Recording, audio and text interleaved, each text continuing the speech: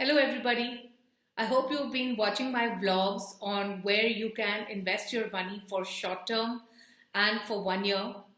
Today, in vlog 29, I'm going to be talking about investments for 3 years. Welcome to Marin Talks, my vlog where I'm taking you through the steps of investing. When you think of 3 years, what are the investments that come to your mind? I'm sure it's typically fixed deposits. Yes, but with fixed deposit rates being like 5.5% for 3 years, is that really an option? Because at the end of the day, you're not going to beat inflation if you're going to be investing in something at 5.5%, which is then going to be fully taxed. And with inflation numbers coming above 6%, you're really not going to make money if you're going to invest in a fixed deposit for 3 years. Of course, you do have the opportunity to invest in smaller banks like the small finance banks or cooperative banks, but those are really not without risks. A better option to my mind, and something that I have basically invested in throughout my investing life, which is over the last 20 years, has been in short term debt funds. I do hope that you saw my vlog on debt funds, on the various types of debt funds, and what are the factors that really influence returns in debt funds. If not, I have put it down on the link below, and I would suggest that you first look at that before really carrying on with this particular vlog. So when we look at periods of 3 years, you do have an option to invest in debt funds. Now, debt funds, yes, there are 16 categories, and it's not really easy to figure out where to invest. Typically, I find people looking at last 1 year returns and then choosing funds based on that. Honestly, that strategy doesn't work, because what happens is that when you look at a fund that has, let's say, given you 15% over the last 1 year, it's very unlikely to actually give you similar return going forward. So don't do that. I mean, right now, for example, I've been seeing a lot of interest in gilt funds. That's because gilt funds have given 15% return. But remember, from what I said in my previous vlog, that gilt funds is a very long-term investment.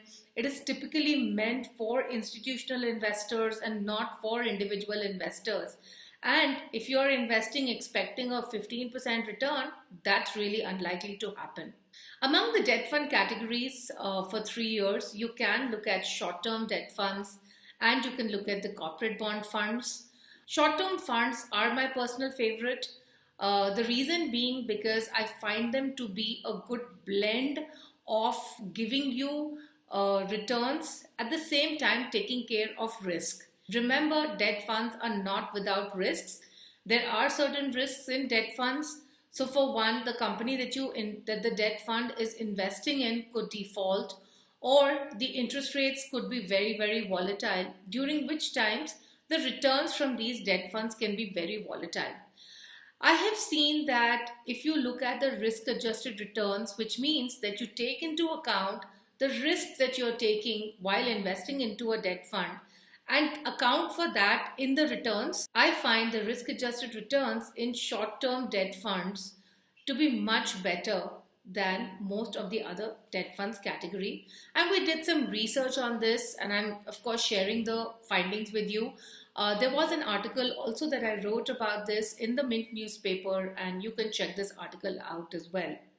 Now, the corporate bond fund typically invests more than 80% of its investment into corporate bonds of the highest rating, which is typically AAA rating. So this is another category that can be chosen. Categories that you should not choose.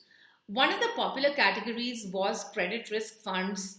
Some of you might be aware that this category has actually given a lot of negative returns over the last couple of months, and there have been various credit risk funds that have been wound up as well. What does a credit risk fund do? It basically buys bonds which are of companies which do not have a very high rating. So essentially, the risk you have over here is that they could default and hence you would not get your money back. While credit risk funds may have given a higher return, but remember that return comes with a lot of risk, and hence you must not look at only the returns, you must actually look at the risk adjusted returns when you're looking at a debt investment. Wait a minute, but where can you find risk adjusted returns? Well, honestly, it's very, very difficult for you to get this data, and hence you leave this to us.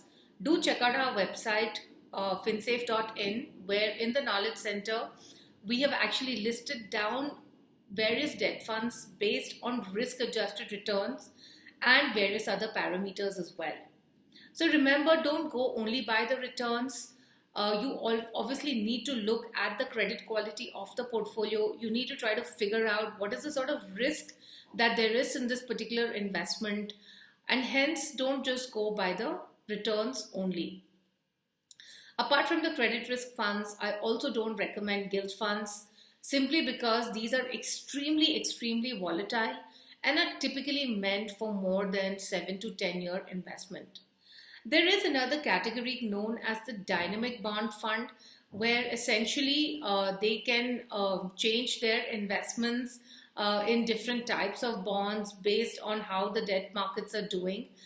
I have not found these funds to be very effective. They talk about a particular strategy, but I really don't see that playing out.